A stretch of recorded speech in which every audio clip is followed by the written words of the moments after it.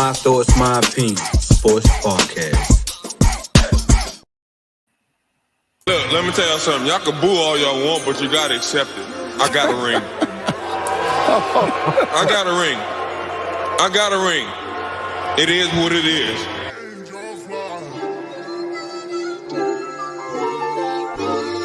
Tell me all this fine.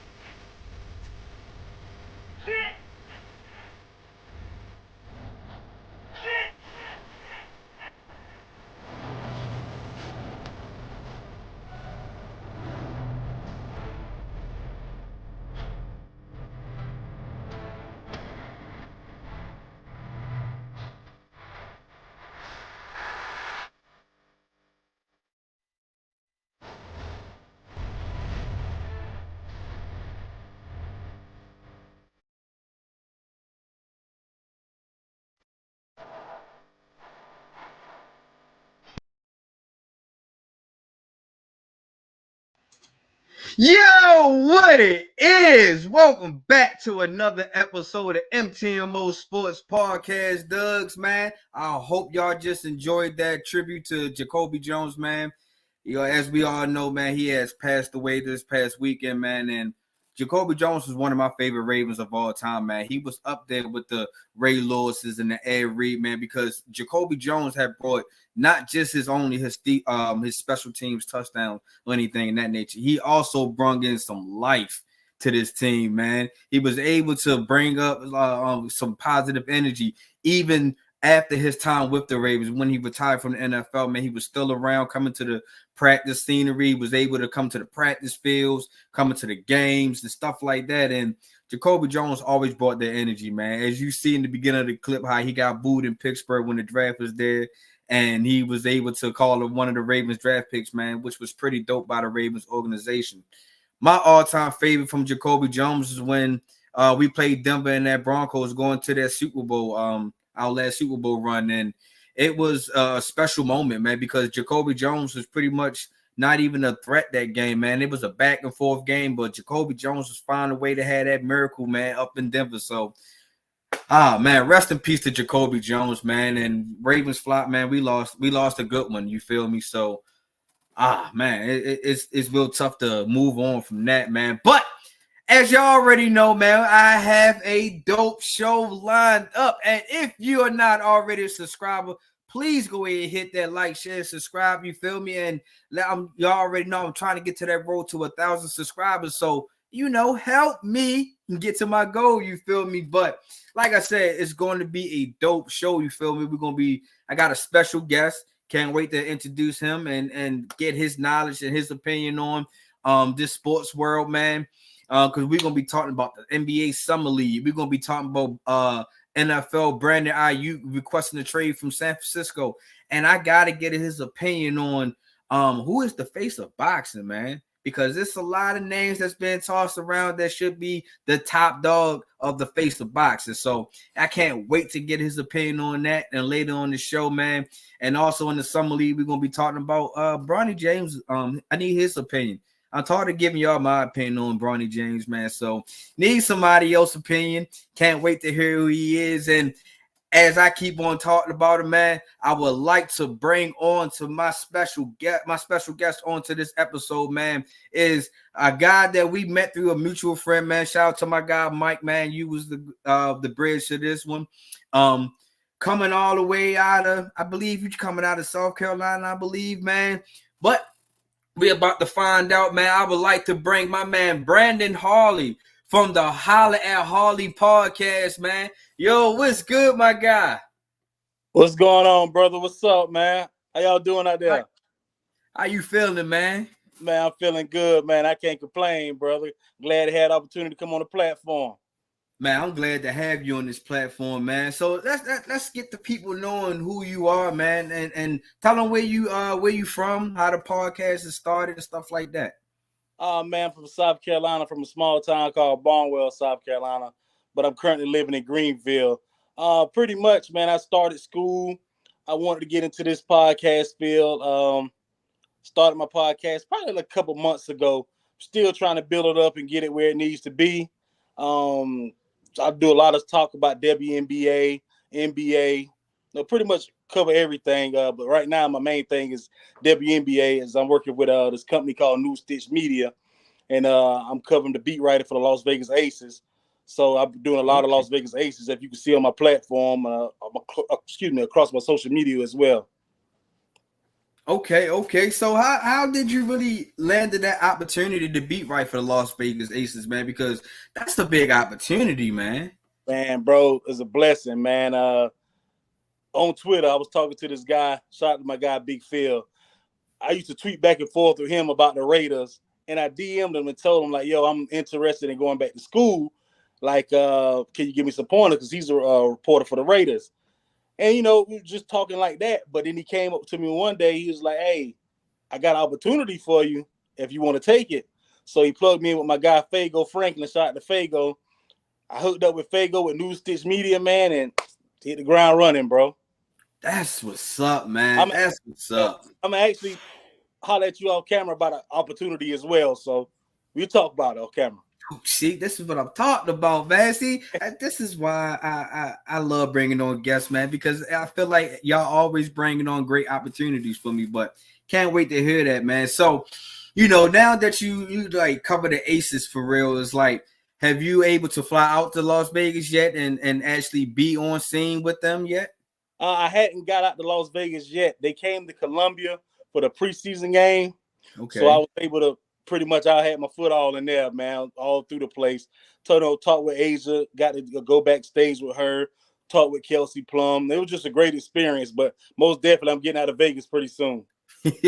That's what's up, man. See, I love when people have that opportunity and they actually run with it, man, because, some of them opportunities don't really come to us like that, especially, just like off the just meeting somebody or knowing somebody like that. That opportunity, varies for us. So that's what's up, man. So let's talk about your podcast a little bit, man. Let's get the people the feel of what we like to look into when we hear about Hollin' at Harley, man. Man, you listen, you getting 100% raw, authentic barbershop talk, man. That's the feel I want to bring, because we got enough suit and ties out here, and I'm cool with suit and ties, but sometimes you want to hear the real, man. And that's Holla At Harley. There's no holds barred, man. I'm gonna say what I'm gonna feel, and when I have a guest on, I want them to say what they feel, and we're gonna go at it like that, bro. That's just, like I said, just 100% real, man. That's what's up, man. You know what I mean? And so, all right, what's your teams then, man? Because I feel like I heard Las Vegas a lot, man. I feel like that's going to be one of your teams, man. Is the Raiders one of your teams? Oh, yeah, I'm a Raider through and through, man. I'm a Raider through and through. I'm a Raider. for basketball, I'm a diehard LeBron James fan, but I'm a 76ers fan first. You know. Okay. Yeah. College football, I'm a Miami Hurricane guy. Shout out, I got love for the Ravens too, man. Y'all got a lot of our Hurricanes over there. I'm a youth fan too, baby. For sure, man. Baseball, I'm in the South. Of course, I grew up Atlanta Braves fan, but I'm a Seattle Mariners fan. I love Ken Griffey and Alex Rodriguez and Edgar Martinez and all those guys, man. So I'm all over, bro. That's what's up. That's what's up, man. I only got really one beef with you, really. You know, it's that Las Vegas Raiders beef. You feel me? Because you know I'm a diehard Ravens fan, as you can clearly see my background and my tribute to Jacoby Jones, man. And do we got y'all this year? I'm not for sure. I think we might do. I have to. I think we do got each other this year. And if you know, let me do a quick look, man. But because if we do got something, that's another opportunity. We can go ahead and link up and maybe do a show together on that. We'll do it. Hey, you say that but a word. Say less, man. That's what I'm talking about, man. We got a couple of comments already, man. We got my man Chris said, great things coming. Best of luck to both of us, man. Appreciate you, my guy, man. Get it, bro. And then you got our dog, Mike B, in the house. Mike, what's happening? Hey, what's going on, man? What's up? Yeah, man. They out there hooping, supposed to be today, man. I'm supposed to be out there, but I get them buckets, another time, you feel me?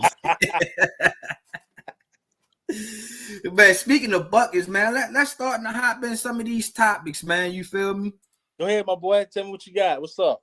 All right, man. The first thing I want to talk about is this NBA Summer League. You feel me? What is your opinion on this Summer League so far? I mean, man, I'm gonna be honest.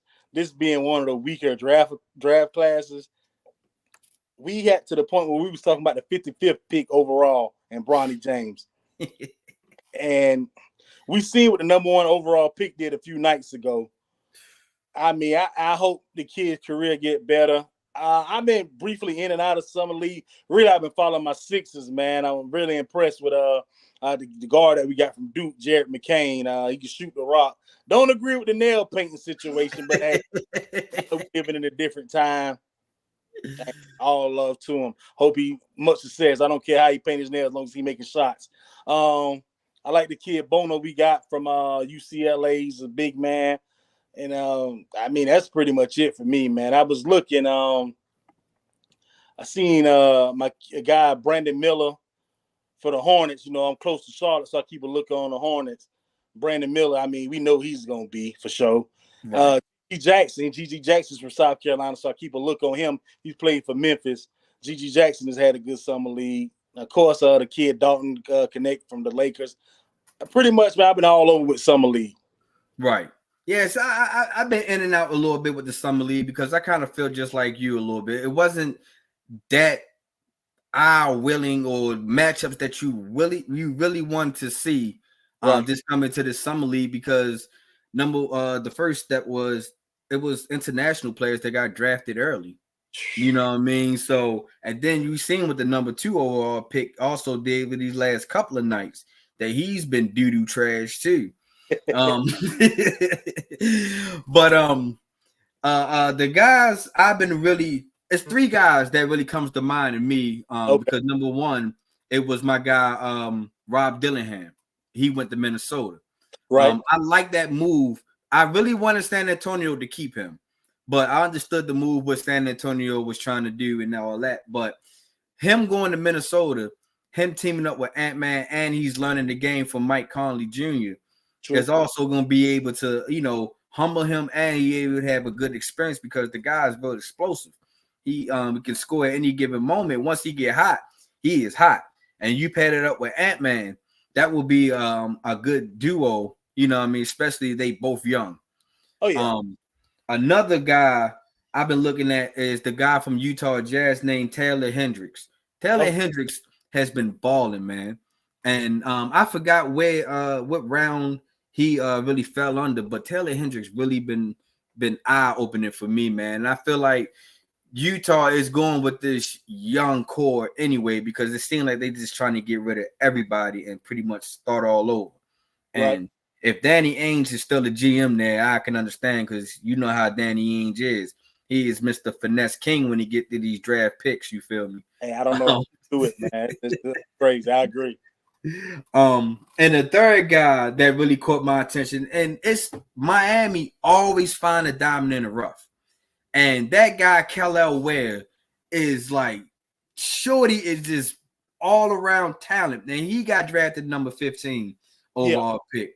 And he just been showing that it might be if you're able to contain Jimmy, because you know this whole Jimmy and Pat Riley relationship look a little rocky right now.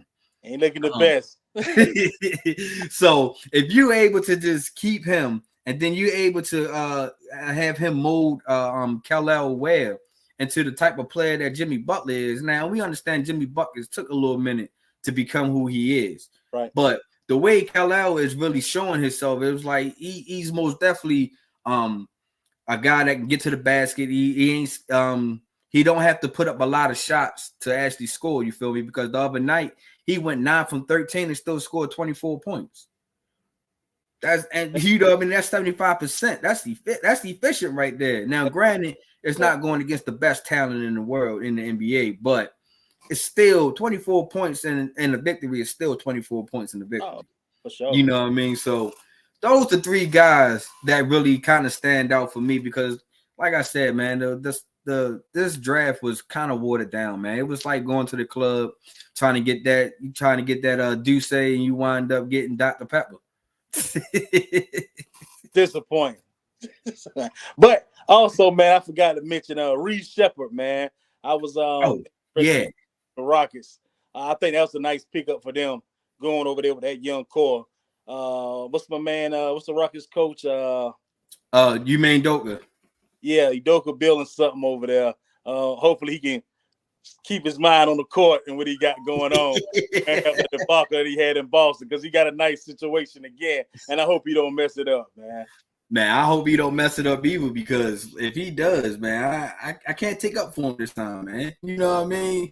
Because number one, I normally don't get into this, but how can you cheat on Nia Long? I'm not, you know what I mean? I don't know her personally. I don't know what type of baggage she bring or anything, but I don't think I'll be able to do that. But yeah, I feel you with the what the Rockets is really building. But do you believe that the Rockets can be number 2 Texas team? Because we already feel like Dallas got that number 1 Texas team spot right now. Do you think that San Antonio and Houston, who will win that second best team in Texas then? Man, I think Pop gonna take the leash off of Wemby this year. Mm-hmm. And then him having Chris Paul there. Mm-hmm. Paul loves the pick. That pick and roll is gonna be nasty, first off. My favorite thing is saying, hey, any team trying to defend that pick and roll got a better chance of pissing in a hot sauce bottle. That's gonna be a nasty 1-2 punch, bro. I'm telling you.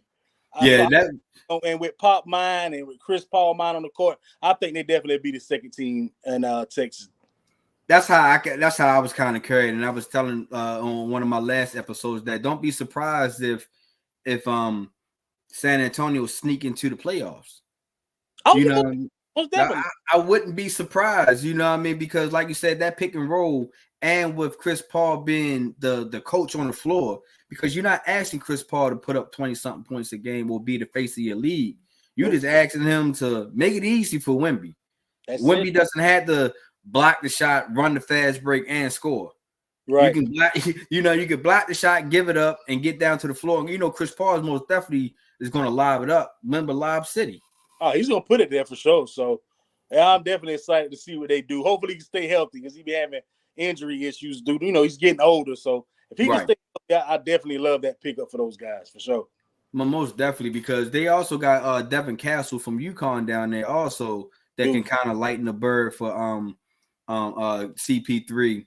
So then it's another guard that he can really mentor also.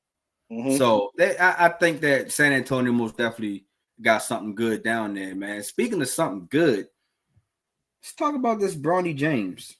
You know what I mean? Do you think Well, what is your opinion on Bronny James Summer League? What have you seen? What's your attention on this?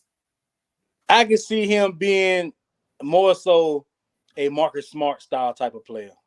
Okay. I can see him being more so, on the defensive side. Once he get his shot where he wants it to be, he'll be a solid shooter. I don't think he's gonna be that superstar. Mm-hmm. Maybe an all-star at best. But like I said, I can see the comparisons to Marcus Smart, because Marcus Smart, when he came out, Marcus Smart wasn't the best scorer. He still really isn't the best scorer, but he can play defense. His defense kept him on the court. Bronny's defense has probably been like the most thing that I've seen. Like, okay, you may got something here with this. That's my opinion. I like I was telling people, just like the whole Caitlin Clark situation, right? It's going to take time. You know what I mean? Because if the WNBA would have had a summer league, I think that we would have seen Caitlin Clark struggle just like how she struggled in the beginning of the season. Right. You know what I mean? It was, you got to take your time. So I'm not thinking that Bronny is taking the torch from Bron this year. I hope people don't think that. It's nowhere near. If you thinking that, man, you sniffing something, man. You shouldn't be doing that. He is a development project. You feel me? He's the guy that we're going to see in the beginning of the year, because it's trying to find rotations, what's the best matchups against teams, and it's going to be JJ Redick first time being a head coach. You're going to see Bronny a little bit, but you're not going to see Bronny every night. Put it like this: after November, I want to say after Thanksgiving, we're going to see Bronny playing in the G League, like on a consistent basis. You know what I mean? So I personally think he should have went back to school, man. I think so too. I think he should have used that transfer portal to his advantage, because of his name, I think he would have be able to get any NIL deal that he really wanted for real, and any school party would have took him. Oh, for sure. So I personally think that he should have went back another year and tried I'm not saying dominate college basketball, but at least average more than 4.5 points a game. and I mean, it was there for the taking, because, and unfortunately, I hate this for college basketball. We don't really have those stars in college basketball no more. Like, I feel like we don't have that. Like, the last play I remember coming out that we was really watching college basketball for was two. It was Zion Williamson and John Morant. And, guys before them, but since those two guys, I just don't remember being excited about college basketball. So it was a lane for him to try to do that this season. But I can't blame him. You got the opportunity to jump to the lead and take your go ahead. Take your chance. Yeah. Like I said, why not get a chance to play with your dad? One of the greatest of all time. Why not try to get an NBA contract instead of an NIL deal? Especially if it's your dream. What I mean? Because this is what I also, before we switch it up a little bit, is that we all raved and gave Bronny his praises when he was in high school. Right. Oh, he's the guy. He's gonna be the next this, and we was already giving him NBA league pass already. Now that he didn't live up to the expectations, everybody wanted him to, dominate college basketball and take the USC to the Final Four, and that loving basketball type story. Since we didn't get that, I think everybody was like, oh well, no, he's not going to be the guy what we cut up to be and stuff like that, and what we expect him to be. It's like, dog, I don't expect none of these kids that if their parents played in the league, I don't expect none of their kids to live up to their parents' height, really. You know what I mean? I don't expect the Boozer twins to live up to Carlos Boozer career expectations. Right. I don't expect Matt Bond twins to almost come close to Matt Barnes' success or anything in that nature. Anybody, or I don't look at Bronny trying to be LeBron. It's like that's not going to happen. You know what I mean? It's too much talent in the NBA, so that's how I look at it. Nah, and I agree with you 100%, man. With that, like you got to start comparing these kids to their parents, man.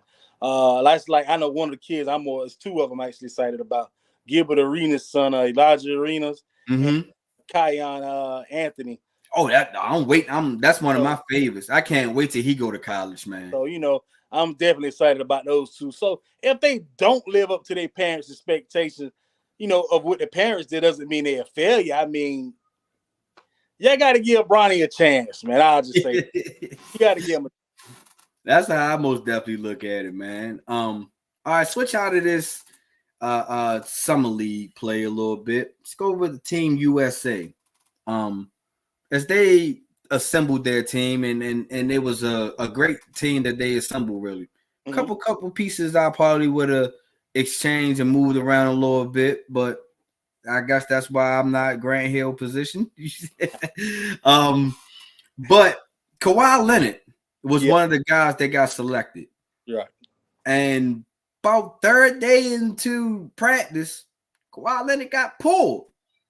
And, at first, Team USA was saying that it was the Clippers and Kawhi decision that he should be pulled away and focus on his health and stuff like that. And then I wind up seeing a video clip of the Clippers GM saying that it was Team USA that didn't give Kawhi that chance or anything in that nature. So, somebody's lying, of course. Of course. And I think it's the Clippers organization that might have lied about this, in my opinion, because number one, how we know how the processes go. They start selecting their teams about towards the end of the season. And we already knew that Kawhi Leonard wasn't available towards the end of the season. Exactly. When have he ever been available really towards the end of the season? The last time was his championship run. Yeah, with Toronto. And I never understood how did he get selected on the team in the first place. I understand who he is. He's the claw. He's the defensive stopper. He's the guy. He's the Terminator. All these different names. Right. But he never had that WD-40 when it's time to go playoff time. No. I agree, bro. Hey. You know what I mean? So, first, how did he get on the team? Secondly, we've seen the history of Kawhi do that load management crap. You know what I mean? To protect himself, which I get it. It's his money. He's the face of his brand and everything. How did the Clippers say, okay, yeah, we are okay with him going if he didn't finish the season with us? Thirdly, you got to tell me that Derek White was the best option to replace Kawhi Leonard. That's my beef with the whole situation, man. So what's your opinion on this about Kawhi and this Team USA? I'm definitely gonna start with Kawhi. Like you said, it's just a name, bro. And I'm the type of person. This is what have you done for me lately? And we all know when it came to lately, Kawhi has been late for lately shit, to be honest. I'm just gonna, man, and I hate it for him because he's a good player. We know what he is and what he was, but it was better options out there than Kawhi. But I think this was some money thing. The Clippers are getting ready to open up this new big ass arena. They're trying to get more exposure because you done lost Paul George. You done lost Westbrook. Kawhi's your guy. You done mortgage your future for Kawhi. So you're trying to push him out on Team USA to bring some relevancy to the Clippers, thinking that, okay, well, maybe he's healthy enough to do a little something to Kawhi may be back. No. If he didn't play in the damn playoffs, what makes you think he gonna go out here and do this for Team USA? He ain't playing the playoffs. And I don't know, like you said, somebody's lying.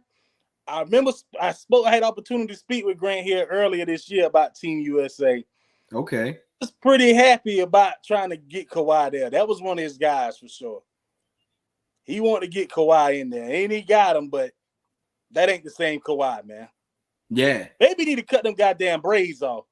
Get rid of them damn New Balances or something. He got to do something, dog. Well, he's sponsored by New Balance. They got him. That's his shoe brand. Man, let that shit go. It's working for you, dog. You got to switch something up, dog. You got to do something. I don't know what else. I want to see him be healthy and be good, man. It just ain't there right now. I don't know what it's gonna take. Yeah, and that's how I look at it, man. We seen what he was. Oh, for sure. You know what I mean? He was able to become the Claw. Yes. But at the same time, in the last 2 playoff run, he's not there. Man, that ain't no more, brother. I'm just not understanding, like, why would y'all? I think, in my opinion, that they need to redo this picking process, building your team process. Okay. I understand they try out, but they also can't just go by the name. It's like what you said. What have you done lately? Have you finished? Have you at least played 72% of the season? You know what? Oh, go ahead. I'm sorry. Have you played at least? Have you was able to play in the playoffs? You know what I mean? And then your stats and your accolades should really come. But being available should be the number one thing. You feel me? Oh, what you think? Oh, for sure. Availability is the best ability, man. 100. But what I was about to say, if you pay attention to the NBA lately, bro. As far as assembling a team of American-born players, bro, it ain't. It's kind of slim pickings now. Slim pickings, yeah. It's getting slim pickings. Man, in the words of goddamn Charles Barkley, man, them foreign boys, they coming. Goddamn, they coming, bro. And I guess that was one of the last superstars type of the last few years. You was like, okay, well, let me at least try to put him on here. But I don't know, man. I'm trying to find a reason why he was even picked. And like I said, I think definitely my main thing is the Clippers got to sell some tickets for this new arena. Point blank, period. Mm-hmm. So you got to put the face of your franchise out there. But that's all I can think of, bro. Yeah, I ain't really got no explanation of it either because, like I said, it's a lot of players I felt like I just think that we could have went a different route. You know, Jaylen Brown could have been a different, could have been a guy that you could have picked up if you're gonna go that Boston route. I understand of his personality, and that's the reason why Kyrie wasn't selected onto this team, which he'd been on this team multiple times before. But all of a sudden, you telling me Uncle Drew is not good enough to be on this team? You got to be. Well, you know that comes with that Nike situation. You know, Nike is sponsoring Team USA, so Kyrie got problems with him. Jaylen Brown voiced his opinion on that, and that's why he's getting blackballed from it. Yeah, but we, like you said, it's slim pickings on American talent. Yeah, for sure. These guys are American talent and probably one of the best top 25 in the NBA. Get an argument for me. You know what I mean? So, and another guy I like to pick on Team USA is Tyrese Halliburton. Not a big fan of his. I feel like that he was he didn't show me enough to be on Team USA. I like his passing ability. I like his eyes of the game. Right. But sometimes his eyes takes him out the game, which means that he's not looking to score. You know what I mean? Because I've seen games like even in the playoff run, this guy had damn near 10 assists before even second quarter even kicked in. It's like, dog, hold up. If you can do that, why can't you go ahead and get a double-double before halftime then? You can't tell me you can't score 10 points? Bro, I agree 100%. Halliburton fucked me out a lot of money on my prize picks. As far as the score, I was telling my partner Jay, shout to Jay. I always tell him, I said, man, Halliburton has no weakness in his game. He can score at all three levels. He can defend, and we know he can pass. Mm-hmm. He just ain't aggressive enough. There's no way TJ McConnell should come off the bench and outscore you, and you are the franchise point guard for this team. Right. Like you, and man, that was a true statement you said. His eyes take him out of the game sometimes. Bro, you can score at will if you wanted to.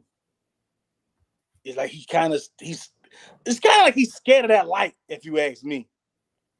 That's one way to look at it. That's what I really feel. Because I've seen him light it up. Hell, it could be a Tuesday night down in Orlando, and we can see them drop 30 and 15. Easy. Nobody's watching. Yeah, because Orlando doesn't get coverage, doesn't get media coverage. Hopefully they get it this year. Oh, Apollo's the truth, but back to old boy. I think those playoff lights became bright to him, dog. It was too bright for him. That's my personal opinion. Hey, I like I said, I can kind of agree with you too on that one too, man. Because like I said, he showed something during the regular season. Before the All-Star break, Tyrese Halliburton was mentioning a lot of award races. You feel me? And then it was just like, I understand he caught that hamstring injury, but it was just like he never really became that guy he was in the beginning of the season. And I ain't gonna say, he hit like a rookie wall type thing because he's been in the league a little longer, but I think he hit that stardom wall where he hasn't been able to carry a team himself by himself, in a long stretch. He wasn't the guy in Sacramento. No, you couldn't. You know what I mean? And then as he came over to the Pacers, he was like, "Oh man, they rely on me a little bit more. What? How do I handle this?" Exactly. And I think in time he will be able to handle it because I think he will be a multiple all-star guy. I think that he can be in multiple award races. He can be in most improved. He can be defensive player of the year, maybe. I just think that Tyrese Halliburton he just got to find that it factor for him. Man, speaking of that, and this just came to my head. When I think about Tyrese Halliburton and all the abilities he got and everything he can do, but he just won't reach it. It kind of reminds me of Rudy back in the day. Rudy Gay had all of this, everything. Rudy Gay had a complete game, but we just never could figure out why he couldn't break above 20 points per game. I just think that he didn't have the great coaching to put him in the right predicaments because he had a good team. He played with OJ Mayo, he played with Zach Randolph and Marc Gasol. But I just think that what Memphis was doing during that time wasn't his style of play. That ground and pound physical mindset. Not saying that Rudy Gay couldn't play it, but he is more of your finesse type player. Oh, for sure. He was like your Paul George of now, just without the injuries. That's why I kind of see Rudy Gay because also Rudy Gay was from Baltimore. Got the chance to see him play multiple times at St. Francis also. I can dig it. So I just think that he just never was put in the right predicament to actually let his game flourish. But I can see the comparison though. Yeah, I can see the comparisons. That's all I got for Team USA and the Kawhi situation. You anything else you want to add to it? Nah, man, you said something about Derek White, and I agree. I feel like we spoke on Paolo Banchero. I think I would Banchero over Derek White, and that's no disrespect to him at all, but feel like Banchero could have added a little more than Derek White could have. I can see that. I can I can see that, especially the bigger frame, the physical stature, and where you can wear down your opponents with that. And then with KD being in and out, you can plug Paolo into KD. I can see it now. Ooh, you got my brain cooking now. Okay. I think he should have for sure. Yeah, that would have been my choice, but hey. Dang, yeah, I went with Jaylen Brown, but yeah, I could have went with Paolo. But I mean, I guess it could have been that was Paolo available. I mean, maybe they did call him and they probably was like, nah, I'm spending time with family or working on my own game. Yeah, y'all ain't pick me first go around. I'm nobody's second option. So it could have been. You never know. We'll never know. Right. You never know. But let's switch it over to the NFL world, man, because finally NFL has got a little bit of buzz going on, man. Training camps are starting to get back into sessions and stuff like that. And this San Francisco is having another wide receiver problem yet again. And no, it's not Debo this time. It's the other top wide receiver they have. And Brandon Aiyuk, man. Brandon Aiyuk has requested a trade from the San Francisco 49ers. And for some strange reason, they just can't get on point with the numbers in the contract situation. And I'm not saying why San Francisco is not trying to get his guy his money. You played hardball with Debo last year. I'm not understanding why you playing hardball with Brandon Aiyuk. It's like you barely got Debo back last year. So what's your opinion? I'll let you lead off on this one, man. Yeah, I'm gonna just be honest with you. It's almost time for Brock Purdy to just about to re-up pretty soon. So you got to start saving some money somehow, some way. Personally, I think Aiyuk is the better receiver. I think he's the better route runner. Debo, I love what Debo do. Debo's from South Carolina, so I got big love for him. But overall game, I think Aiyuk is the better receiver. The numbers don't lie. Mm-hmm. But do you really want to pay him that much money? Then you got Brock Purdy coming up pretty soon. For me, I'm almost leaning towards yes. Mm-hmm. Because you got a guy who is a 1,000-yard receiver. He had 1,342 last year. Yeah. And he only had 75 receptions. Yep. So that's already in receptions. Yeah, he wasn't that high. He was tied 31st. Mm-hmm. And yards, he was 7th. But he also has 7 touchdowns. So he showed you that he has the ability to be a number one wide receiver. For sure. And what this passing league is turning to, don't you want to have a wide receiver that can get passes from your future quarterback in Brock Purdy? Now I get it. That you're gonna have to pay Brock Purdy because Brock Purdy has played beyond his expectations. What we thought that this is supposed to be Trey Lance sitting in this driver's seat right now and taking over this team. Nobody in Sam Howell believed that Brock Purdy was going to be the guy that led this team to a Super Bowl run. Right. You know what I mean? Go toe to toe with the king now since Tom Brady is retired. The number one quarterback in the league, and what I mean, arguably. Sure. And all that, you're going to have to pay him. But the only way that he's going to be going toe-to-toe with Patrick Mahomes or any top quarterback in the AFC that's going to be going for a Super Bowl run, you need a wide receiver. And, Deb, I think they kind of undervaluing him because they feel like, okay, we can bring another receiver. And you seen what they did in the first round this year. Mm-hmm. So, to me, with Shanahan, I guess he feel like, hey, it's my offense more than it's just this player here. He feel like it's his offense. Hey, okay, he don't want to act right. Give me this guy here, and we'll show him what we can do without him.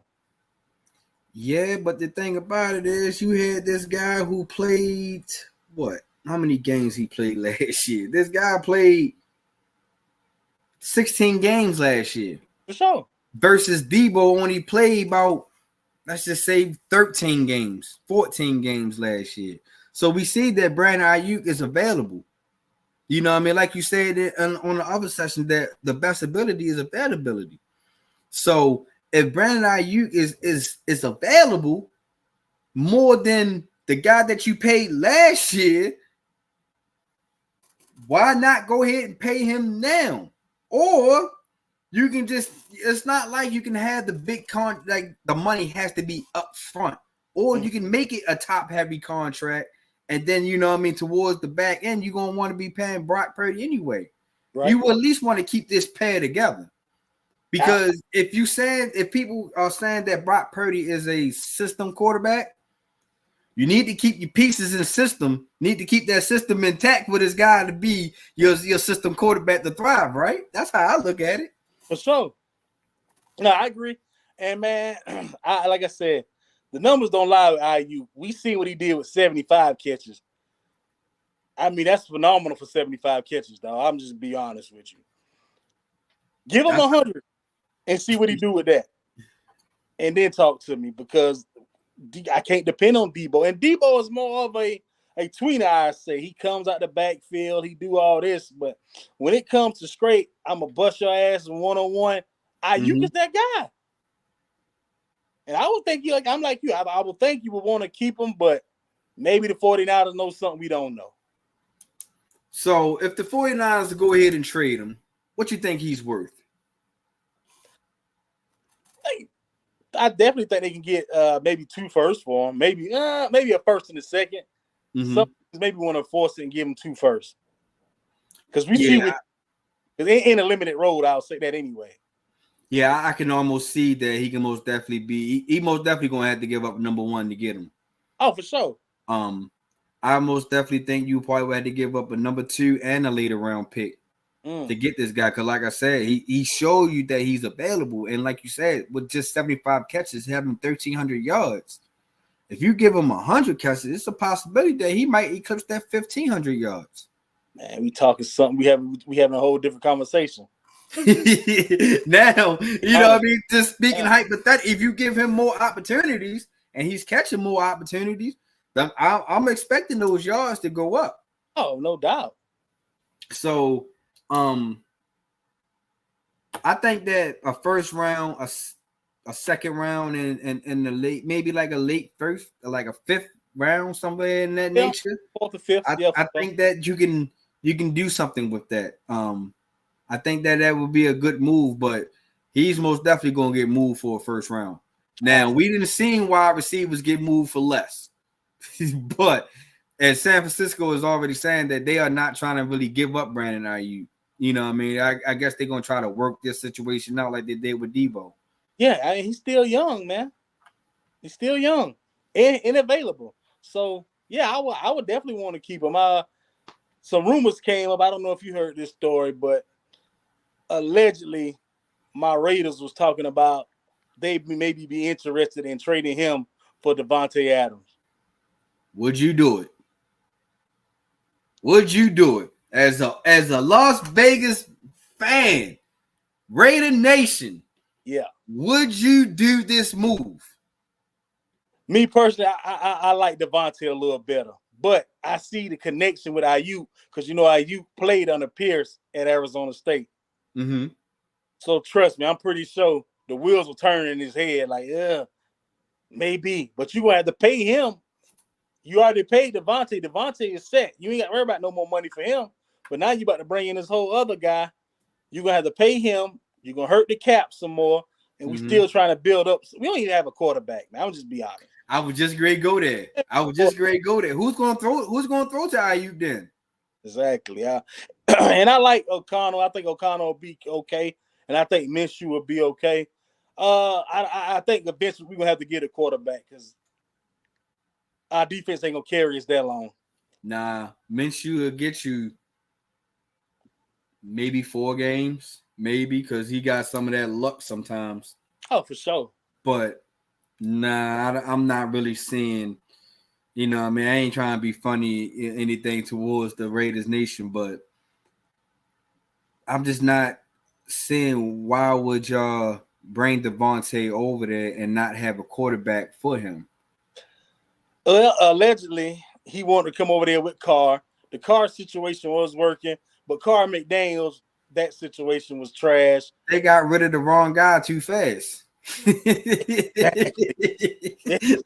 They got rid of the wrong guy too fast. Hey, that's another story another time, man. Derek Carr, no, we gonna sit here and chit chat about just a little bit. Holla at me then. Derek Carr, I understand, yeah, he threw the most interceptions that year. But when did McDaniels have success of being a head coach? He had Jay Cutler in his prime, and he had him looking like ass. And he had Brandon Marshall and had him looking like ass. So I'm not understanding why he was able to get a head coaching job, number one. I mean, we know why.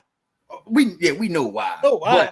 Yeah. Number two, if you bring Adams over there to pair up a car, and if you see that it didn't work with McDaniels, why not get rid of McDaniels and try to run this car? Because you don't have another quarterback that can replace him. And let me tell you, and this is coming from a diehard Raiders fan, it got to the point where people wanted Carr to go back to that 2016 Carr before he broke his leg. That's what people was hoping for and still had faith in, and it was kind of like he was never going to get there. Mm-hmm. Then you get McDaniels to come in to turn the narrative on him, like, without even saying it, he was trying to blame it on Carr. Right. And Carr didn't look good when we played New Orleans that season, and Carr couldn't get us over the damn 50-yard line. So, that pretty much sealed the faith on him. And Raider Nation started to hate him. So it was time for him to go. Man, like I always say, Derek Carr is the guy that I would want to date my daughter, but not lead my football team. And the reason I say that is because he's going to say all the right things, but, man, he just never could capture that fire that he had before he went down and got hurt. Yeah, and it was just never came back. Yeah. I can see. I most definitely seen that. You know what I mean? That runs in the Carr family. He gets hurt. Just don't look the same after they get hurt. You know what I mean? Park the damn car, man. Other than the Raiders Nation, who else do you think should hop in this Brandon Aiyuk trade situation? Well, let's be honest, man. He'd have been screaming at Commanders. Him, if you can hold on to Scary Terry out there and pair him with Aiyuk and with the rest of those weapons for my young boy Jaden, I think that'd be a nice fit. I know some of the Patriots fans were saying they would love to add him over there. I mean, he'd be a great whipping in half of Drake May, but do you really want to give up all your first-round picks and y'all still rebuilding just to bring him in?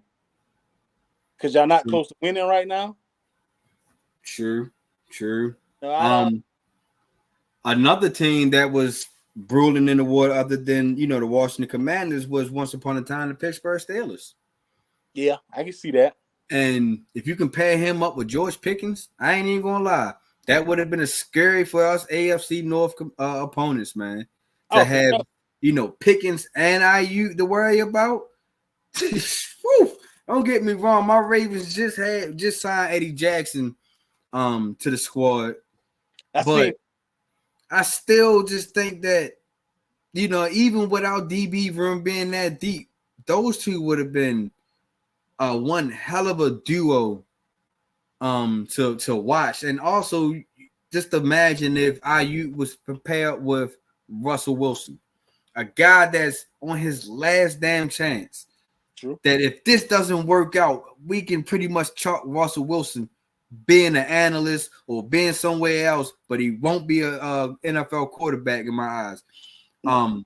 And to give him hope like that with a running game that they have, with the defense that they also have, and you pair him up with a Brandon Aiyuk and a George Pickens, oh my God, man, that would have been scary up there in the AFC North, man. And I most definitely hate the Steelers with a passion. But oh man, that would have been like like jaw dropping. That would have been something that I would have been hating to see. It's bad enough that my Ravens struggle now against the Steelers without Brandon Aiyuk. Just imagine the struggles we would have if they would have had Brandon Aiyuk, man. Or if they was able to get a Brandon Aiyuk. Marlon Humphrey and those guys in the secondary, they had a day cut short. You know, they had to go back to the drawing board. You know, and I like I said, I got big respect for the Ravens, man. So, hey, good luck if you do get up there. So that's just pretty much everything that I can think of for Brandon Aiyuk and what he can, because like I said, do you think that the 49ers can fix this problem? You know, they fixed this problem before with Debo, but do you think that this problem can be resolved? Do you think that they can meet somewhere in the middle with this contract? Hey man, the words of KG, anything is possible. I could definitely see them doing it. I mean, man, we know money can fix a lot of situations. You know, pay the damn dude, man. Pay him.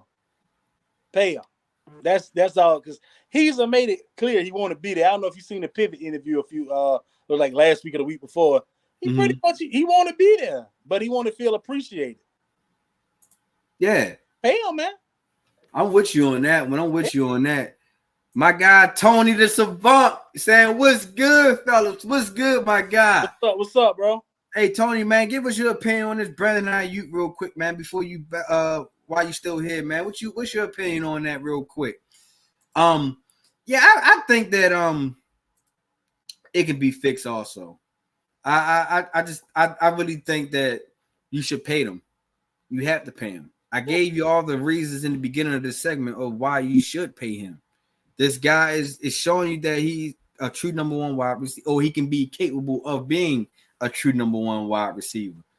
I just think that if you want to keep Brock Purdy in this system together, and the way that the league is transitioning to be a pass-happy league, you need your guy that can catch passes, and that's Brandon Aiyuk. You feel me? Like I said, there's no disrespect to any other player, because you know CMC is most definitely a threat in the passing game and in that running game, but the only way that CMC can be a threat is if you can keep Aiyuk happy to make sure that he can spread the field out a little bit more for CMC. So I just think that it can be resolved. I'm really hoping that the 49ers can resolve it.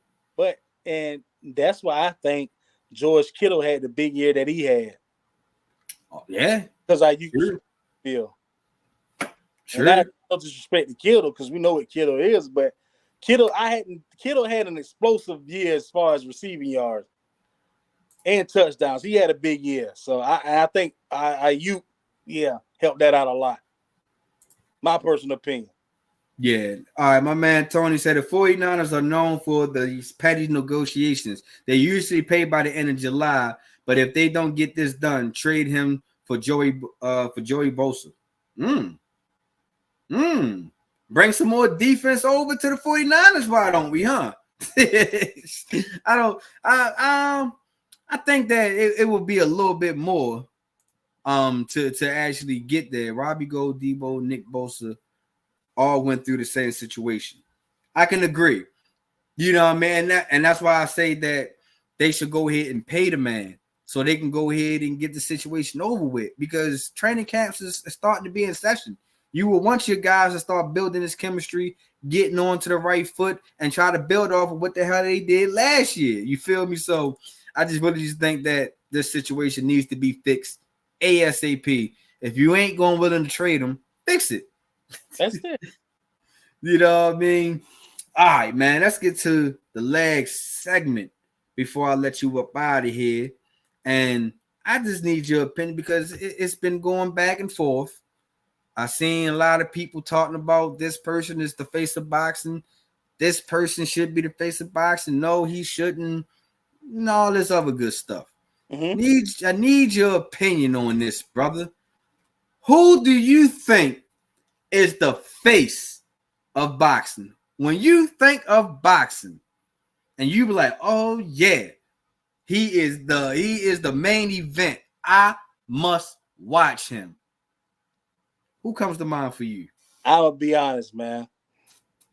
And I hope, I'm sound biased. I think both of those guys are. I think both of them are. I mean, as you remember a few years ago, man, boxing was kind of dying out.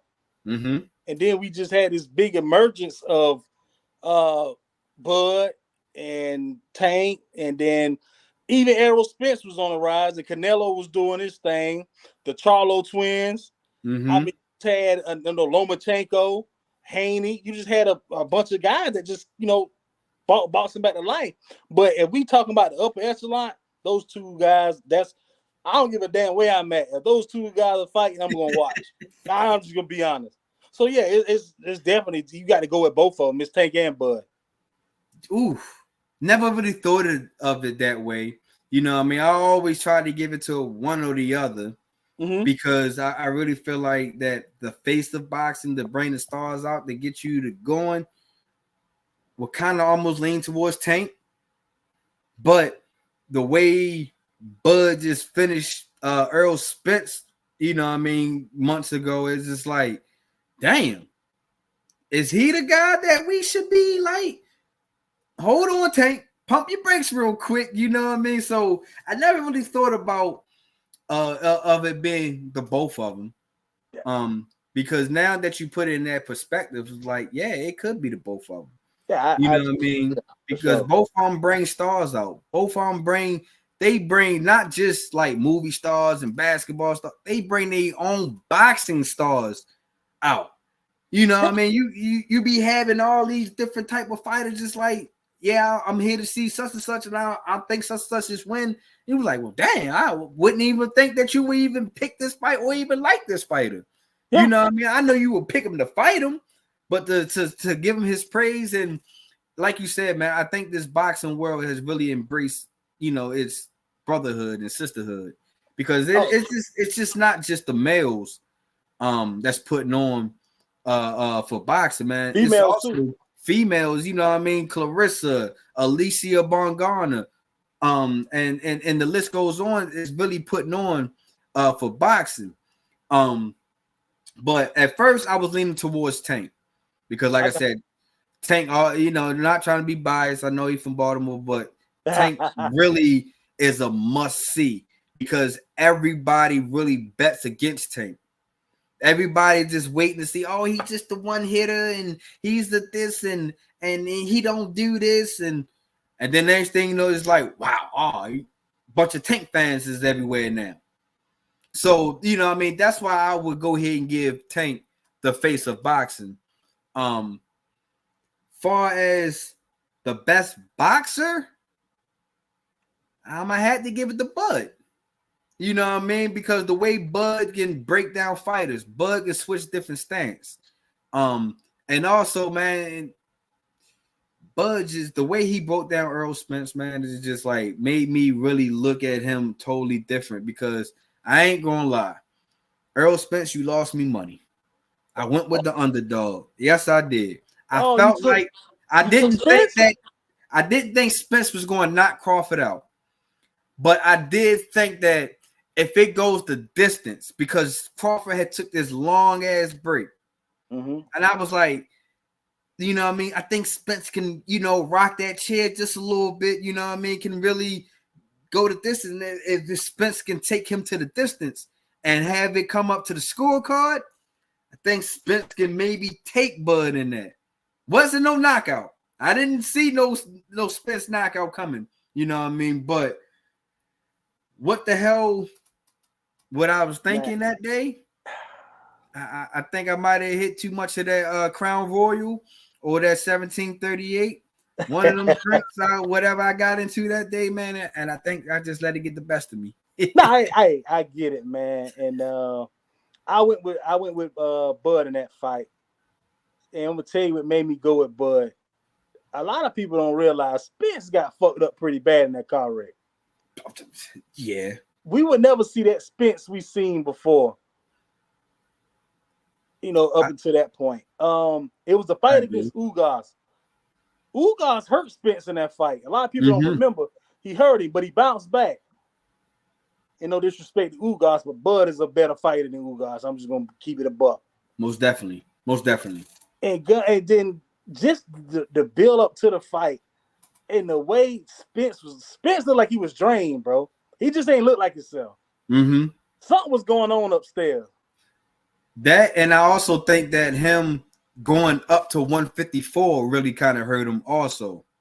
Yeah, he just didn't look like himself the whole time to me. Bud was sharp the whole time, from the entrance to everything. Spence just didn't look like himself, and man, that's the fight I probably would never rewatch again, because I remember watching it live with my bottle of Douce. I had to walk away from the damn TV, man. I was at a fight party at one of my partners' house, shout out to Madden. And he was like, damn, he was like, big bro, what's wrong? I said, I can't watch dude get spanked like that. But I got love for both of them. It's like, damn, it's like watching two of your partners fight or play a video game. You see one of them getting their ass beat pretty bad. You like, hey, man, I'm going to just walk outside, man. They should have been through in the towel, man. Right. Spence ain't deserved that, I tell you that.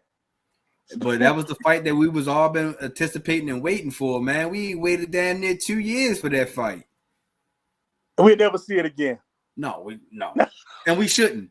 In my opinion. If Crawford not coming back down to 147, no. I don't want to see Spence up in that 154, because I really feel like if we can get to 147, it probably would have been a better fight. But Spence going up to 154, and no. It did not look the same. And Tony. Devin Haney is the what? Oh, okay. Devin Haney, it's not no face of boxing. Yeah, I like the guy. We got the same name, but we all still seen what happened to him in that Ryan Garcia fight. We all seen him. I forgot the person he fought before the Garcia fight. Devin Haney. Now, don't get me wrong. I did pick Haney to win that Garcia fight. God damn, Dale. Yeah, I know. Yeah, I know. I'm just like, when it comes to Tank, I'm right. But when it comes to these other fighters, dog, I'm ass, man. I'm ass when it comes to these bets. But Haney has to be more aggressive.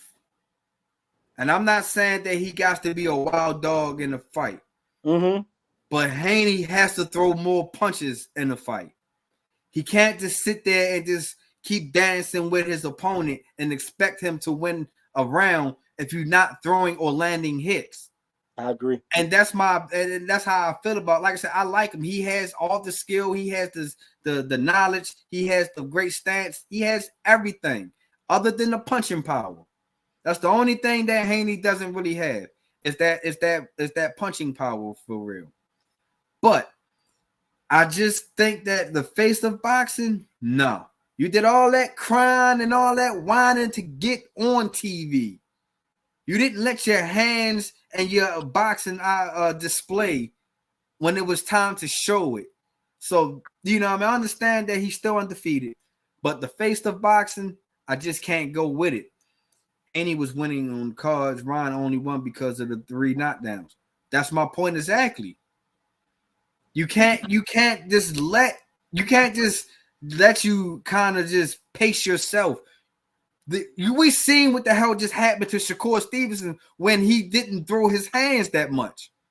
You got booed. You got people leaving. Like, you know what I mean? People, your friends, your family. It's like, you know what I mean? Like I said, like we are here to, I'm not saying that you got to be swinging like wild dogs and you got to throw every punch that you think that's available.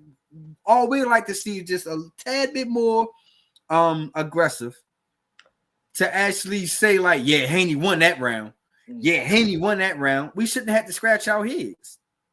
Man. Devin Haney went into the ring, Devin Haney, and left out Darryl Strawberry. That boy was swollen up. That boy took a whipping. And they say Garcia was on the juice. Cool, whatever. He made a bet on the juice. That boy got whipped. I'm not a Devin Haney fan, and that's just me. I'm just not a Devin Haney fan. He don't do it for me.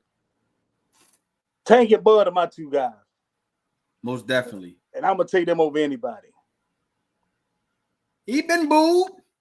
He been booed. He got booed in the Garcia fight. He been booed. You know what I mean? God, Devin Haney has been booed. Trust me. He haven't had nobody walk out on him yet. But he's been booed. So trust me on that one, man. You know, like I said, I'm a Haney fan. I didn't watch down there majority of Haney fights. He hasn't been booed in the beginning of his career. No. But these last couple of fights, he's been booed. You know what I mean? Let's talk about some key matchups before I let you go, my guy. Do you think that if Crawford wins this fight, this upcoming fight on August 3rd, if he wins this fight, should he fight Boot Ennis? I think so. And the reason I just think, give him a shot, man. Spence gave you a shot. Return the favor and give somebody else a shot. What weight then? 154? Should Bud come up should Boots come up to 154 or should they 147? Because I'm hearing Boots want to move up. Yeah, Bud already said. I think Bud made it clear he wasn't dropping back down. So I think if anybody want to come fuck with him, they're gonna have to come up. Because I heard, I'd rather see the Boots fight versus him and Canelo personally. But I still want to see Boots is ready for that smoke. Canelo fight, but I'm with you. You think Boots ready for that smoke, man? Here's my thing. I'm a Boots fan too. Okay. He's in my top 5 in boxing right now. I just don't think that you should move up just yet. You know what I mean? We just seen the world of class of boxing he put on Spence. And I'm not saying we're going to get the same outcome of this Spence. But y'all pissing up the wrong tree. I just don't want to see nobody get whipped like that again, man. And my heart can't take it. And I really feel like, I'm not saying that he might get the same ass whooping as Spence, but it might be something close to it. You know what I mean? And like I said, I believe Boots should take this fight, but not just now. And maybe not at 154. In my opinion, I think it's still somebody at 147 that you can go ahead and get your money's worth. Mm-hmm. I think that we can beat Earl Spence. You know what I mean? Yeah. Let's bet like you just said. Spence gave somebody a chance. Now it's let somebody just give Earl Spence a chance again. True. Because before this Bud Crawford fight, Spence was our guy. We was all loving Earl Spence fights. You know what I mean? So I just think that before Boots move up to 154, I just really just think that he should go ahead and take care of Earl. Well, not take care, but him and Earl Spence should go ahead and get this fight. It's not the big money as the Bud Crawford, but look how long it took us to get that Spencer Crawford fight. Exactly. You know what I mean? Just imagine what it would take for how long it might take this Boots and Crawford fight. So if this fight takes a nice little minute, I say we go ahead and get the Spence and Boots fight. Now, I will say this. I don't want Boots to take this fight too fast because I think that's what Frank Martin did when he took the Tank Davis fight. Mm-hmm. And he was putting on a pretty good show. But man, Tank showed you it's levels to that shit. Tank put him to sleep quickly. By the 9th round. Yeah, so he drug him out into that deep water and he couldn't get up. And then what it was for that Martin fight and Davis fight, it was because that I think Martin was doing too much. You're doing all this moving around in the ring and Tank ain't doing nothing but just hunting you down. That's it. You know what I mean? All he doing is just cut the ring off and hunt you down. Make you exert all your energy so he can give you them big bangers by the 7th round. You know what I mean? So I think that's what it is. And that's why that's how I feel about Boots. Yeah. Don't step into this lion then. You know what I mean? Don't go ahead meowing like a pussycat to these lions. because it's not gonna be a good outcome. And then everybody gonna be looking at you like, oh, we got Earl Spence Jr. again, man. Got his ass whooped by Bud. Like, now we gotta wait for this Canelo and Bud fight. So I just think that before Boots move up, take somebody else in that 147. Hey, man, my opinion is Dora Boots, Puss in Boots, Boots Enos, Bud in 5. Damn, 5? Bud in 5, man. Bud different, bro. Bud different, bro. I may be stretching it with a little bit with a 5, but I just got Bud, bro. I got Bud. Bud different, bro. I'm with you on that one. Bud different. Another big key matchup before I let you go. Holla at me. It's Tank Davis. Now, Tank Davis got 2 opportunities kind of coming his way. He can go ahead and take the Lomachenko route, or he can take the Shakur Stevens route. What do you think is the better fight, and who you think what opportunity do you think Tank should take? Me personally, I want to see the Lomachenko fight because, understanding boxing, I think that'd be a better fight. Mm-hmm. But the people want to see him and Stevenson going at it. They've been going at it on Twitter. There's some bad blood there. Mm-hmm. Take him off the floor with Stevenson. I'm just gonna be honest. And after Stevenson last 2 fights, he just told me everything I need to know. He do not want to go in there and fuck with Tank. I'm just gonna be real, bro. He don't. I'd rather see him and Lomachenko go at it. In my personal opinion. How you feel? I want the Lomachenko fight more than anything. I really think that's where Tank should be hitting at. Is, don't get me wrong, Shakur Stevens is in a bottom tier. Lomachenko is on your tier, on your eyesight right now. That's going to really solidify your boxing career. Then you can fight whoever, because now you done really took out all the big names in that 135 division.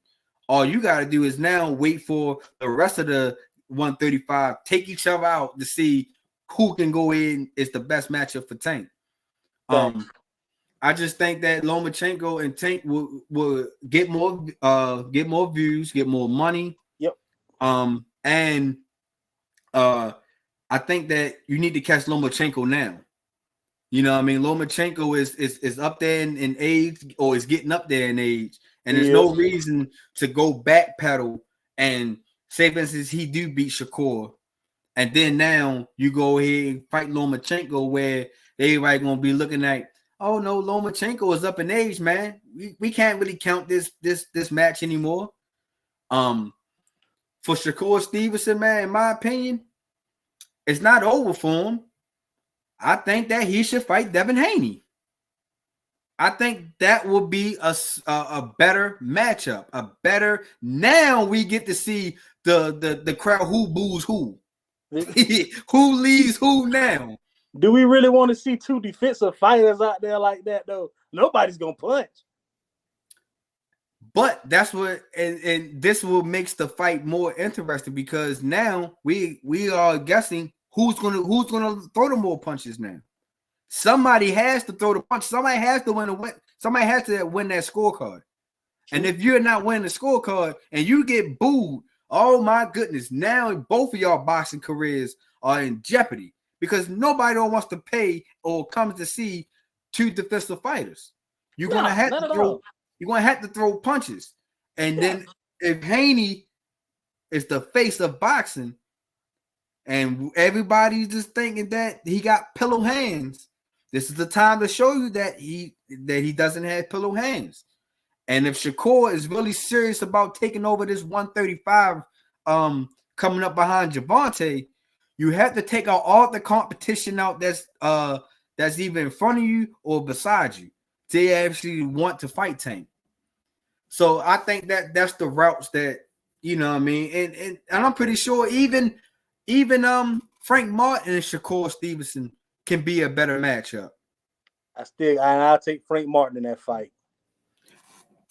Now, see, and that's why I'm saying that's my argument of, like, we don't want to see that Shakur and Tank fight for real.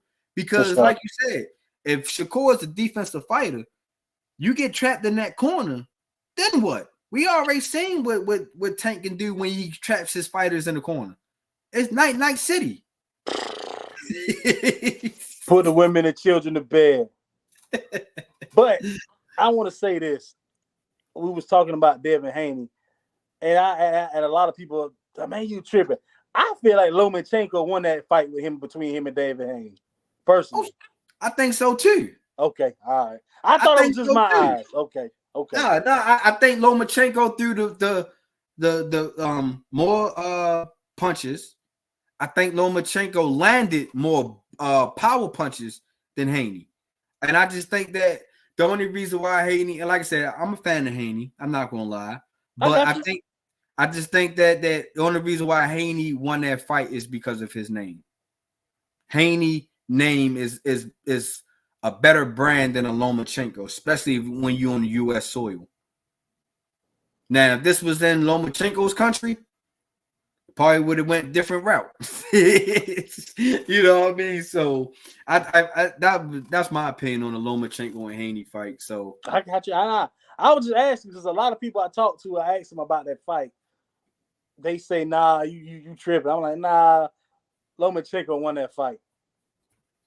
Nah, I can want to mess with the bags for Haney. Yeah, I can most definitely see that. It was just that, like I said, we were just in U.S. soil for that fight. That's all. Okay. Say less. Say less. Well, my God, man, go ahead and let the podcasters and the viewers know that where to find you, your social media platforms, your YouTube platforms. Let them know where we can find you at. Got you, man. YouTube, Holla At Harley, TikTok, Holla At Harley, Instagram, Holla At Harley, and Harley B300, Twitter, B300 Harley. Everything's pretty much B300 at Harley, and I ain't hard to find. That's what's up, man. Hey, I greatly appreciate you, man, for joining on to the show, man. Hopefully we get to have you on here another episode. And like I said, man, if we got that Ravens and Raiders connection game this year, man, we most definitely got to link up and do another episode. Oh, for sure, man. Hey, man, I appreciate you, man. Bring me onto your platform, man. Introduce me to your fans. Hey, man, it's all love, man. And we definitely gonna chop it up off camera, man. I got some things I want to talk to you about. Probably be tomorrow because I got to go to work tonight, but definitely we gonna tap in. All right, bet, bro, man. Like I said, man, I appreciate you joining, man. Ladies and gentlemen, that's my man from the Holla At Harley, man. My man B Harley, man. Appreciate you. Appreciate you, bro. Woo! I told you I was gonna give y'all that dope episode. You feel me, man? Give y'all a different opinion other than mine coming to this sports world, man. And it was a great show. You feel me? And I want to appreciate everybody that tuned in, that chimed in, and everything in that nature, man. And like I said, this show does not go on unless I got my viewers. You feel me? But if you are not already a subscriber to this YouTube channel, man, I'm trying to get to my 1,000 subscribers. Make sure you subscribe, hit that like and subscribe button, man. You feel me? So you can get that notification every time that I drop something, whether it's my YouTube shorts, whether it's my YouTube videos, or whether it's a live, you feel me, live episode. Make sure that you hit that subscribe button, you feel me? Trying to get to that road to 1,000 subscribers, man. As I just mentioned, man, I appreciate everybody. I appreciate B Harley from Holla At Harley Podcast, man. Make sure y'all go follow the guy and his new movement as he's making his way through this podcast world. Shout out to my guy Mike B for setting things up. My guy Chris for commenting. My guy Tony the Savant, man. Make sure y'all go subscribe to his YouTube channel and his social media platforms, man. It's real good content. You feel me? So shout out to my favorite ladies locked in sports. They just dropped their latest episode, man. It's a dope episode as they talk about the WNBA and all their adventures of them going to the games and stuff like that. So make sure you tap into my favorite ladies locked in sports, man, especially if you want to hear that female point of view. Shout out to all my subscribers, man. You know what I mean? I started the show at 190, so I can't wait to grow to my next platforms and stuff like that, man. So like I said, man, if you're not already following all my social media platforms, is right here. My TikTok and Instagram is MTMO_sports podcast, and Twitter, known as X, and Facebook is my THTS, my opinion. So make sure y'all go ahead and follow all my social media platforms, man. Make sure if you're trying to get MTMO gears such as like hats, shirts, and hoodies and stuff like that, man, make sure y'all go to my link, man. Hit that link in my bio. It's going to take you to where you need to be. You feel me? So, as always, man, I appreciate y'all for tuning in, man. And I can't wait to holler at y'all next week, man. Make sure y'all tune into every Friday around 5 to 6 p.m. Eastern Standard Time, man, is where I drop every week now. You feel me? It's a weekly show. So make sure y'all tune in. You feel me? Till next time, you feel me? I'm out.